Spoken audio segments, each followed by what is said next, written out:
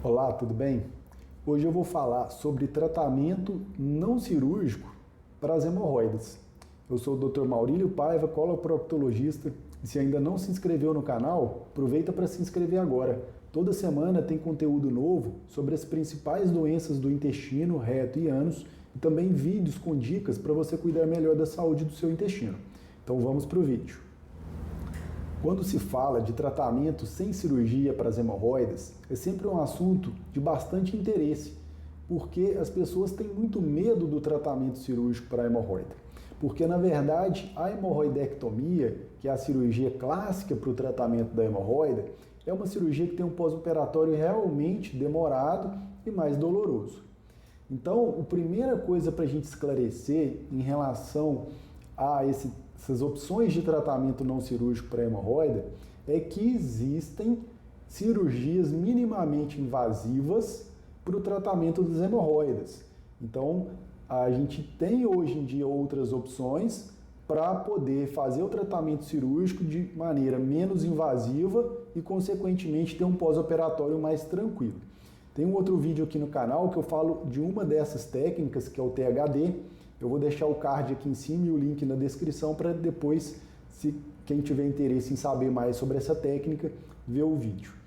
E um outro aspecto importante para as pessoas saberem sobre essa questão de tratamento sem cirurgia para hemorroida é que não existe nenhum medicamento, seja por comprimido ou pomada, que cura a hemorroida. O papel dos medicamentos no tratamento da hemorroida é alívio dos sintomas. Eu já falei sobre isso num outro vídeo aqui também no canal. Vou deixar o card aqui em cima e o link na descrição para quem quiser saber mais. Então isso é muito importante de ser esclarecido, porque muitas pessoas acreditam que existe um remédio que cura a hemorroida, mas isso não acontece. O que acontece é que no início, quando a hemorroida ainda não exterioriza durante as evacuações, ela é uma hemorroida inicial, pequena, as pessoas têm alguns sintomas e usam medicamentos e ficam livres dos sintomas. E muitas vezes podem ficar meses ou até anos sem voltar a ter sintomas no início da doença hemorroidária. E elas acreditam que foram curadas, mas na verdade as hemorroidas continuam lá. E normalmente a evolução da hemorroida ela é lenta ao longo de vários anos. Então no início os sintomas eles são leves e pouco frequentes. E à medida que a doença vai evoluindo, a hemorroida vai ficando mais volumosa, os sintomas começam a ficar mais frequentes e mais intensos. Na maioria das vezes é nesse momento que a pessoa procura o proctologista. Então, um terceiro aspecto importante em relação a isso, que eu sempre oriento os meus pacientes e quem me procura, é, mesmo que depois de uma crise, depois de algum sintoma sugestivo de hemorroida, você usou algum medicamento, alguma pomada e melhorou, é importante avaliar com um proctologista para saber, em primeiro lugar, se realmente se trata de uma doença hemorroidária e não é outro diagnóstico, e em segundo lugar, como que está o estágio dessa hemorroida e como que deve ser o tratamento adequado de acordo com esse estágio da hemorroida. Então aí que a gente entra em relação a essa questão do tratamento sem cirurgia para hemorroida, né, que é o assunto do vídeo. Quando a gente fala em tratamento sem cirurgia para hemorroida, a gente está falando do tratamento clínico, que é o que a gente faz normalmente no início, na primeira consulta, quando a pessoa nos procura e a gente faz o diagnóstico da doença hemorroidária, a gente passa esse tratamento clínico para aliviar os sintomas e tentar manter aquela hemorroida sob controle, evitando a progressão da doença hemorroidária. E como que é feito esse tratamento clínico para a hemorroida? Em primeiro lugar, é muito importante a gente regularizar o funcionamento intestinal. Intestino preso, com fezes ressecadas e esforço excessivo, é ruim para a hemorroida. Mas aquele intestino mais solto, com fezes explosivas, normalmente ocasionado por hábitos alimentares inadequados também aumenta a pressão e a tensão no canal do ânus, contribuindo para a piora das hemorroidas. Então o ideal é a gente manter aquela regularidade, evacuações a cada 2 dias, com as fezes formadas, macias. E é muito importante sempre atender o desejo evacuatório na hora. Não ter o hábito de deixar para evacuar depois.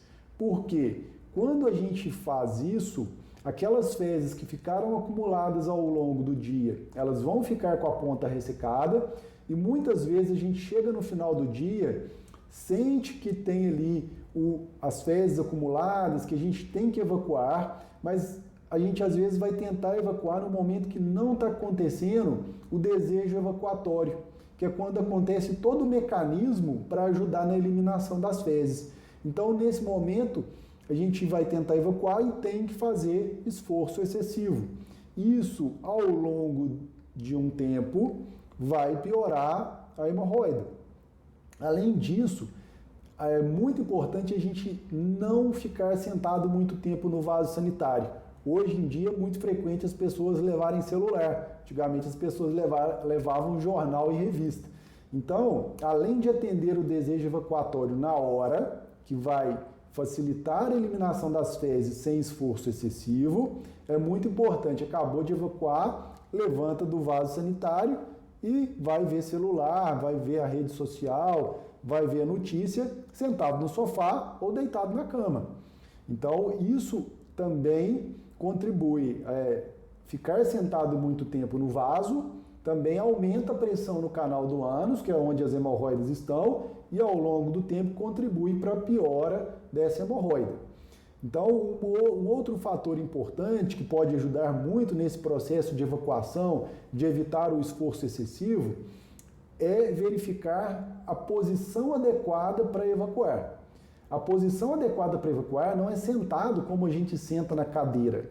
Seria na posição de cócoras. Só que ninguém vai ficar fazendo cocô no piniquinho de cócoras. Então o que a gente pode fazer?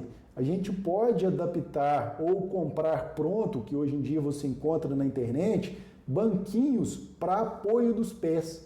Com isso você faz a elevação das coxas, mantendo um ângulo entre as coxas e o abdômen menor. Isso vai contribuir para a melhora do ângulo do reto com o ânus, que são angulados.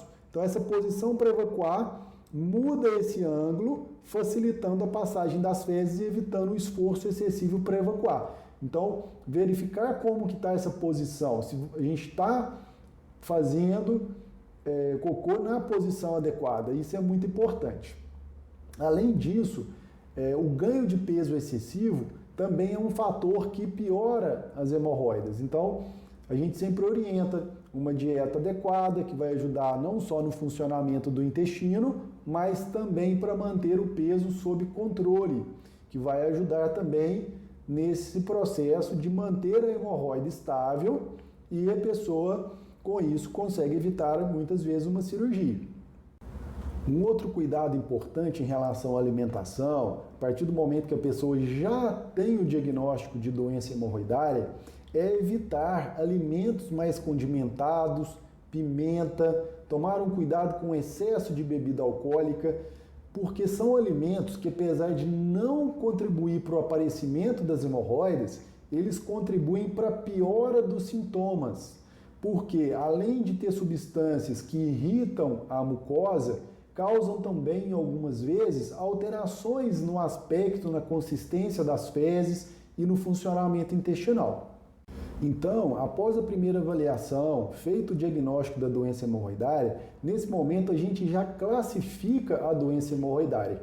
A gente classifica basicamente a hemorroida em 4 estágios: grau 1, 2, 3 e 4.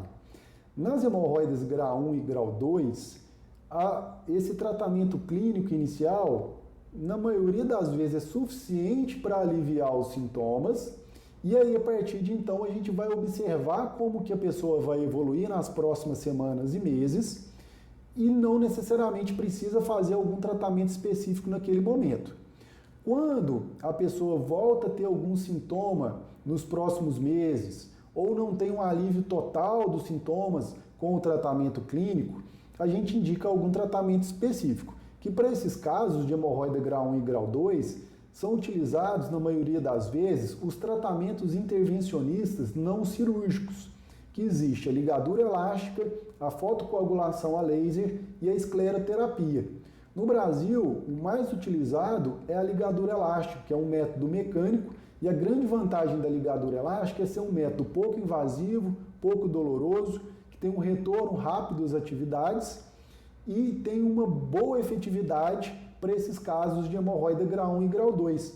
Tem um outro vídeo aqui no canal que eu falo sobre a ligadura elástica, depois vou deixar o card aqui em cima e o link na descrição. Quem quiser saber mais sobre esse tratamento, assiste o vídeo lá.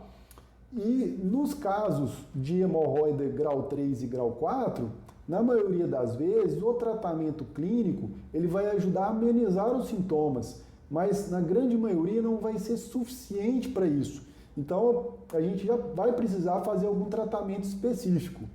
E nessas hemorroidas mais avançadas, grau 3 e grau 4, os tratamentos intervencionistas não cirúrgicos, como a ligadura, já têm uma efetividade menor. Então, na maioria das vezes, esses casos vão acabar evoluindo para tratamento cirúrgico. E aí, voltando lá ao que eu disse no início do vídeo, hoje em dia a gente tem, além do tratamento clássico da hemorroidectomia, técnicas minimamente invasivas que fazem com que o pós-operatório seja mais tranquilo.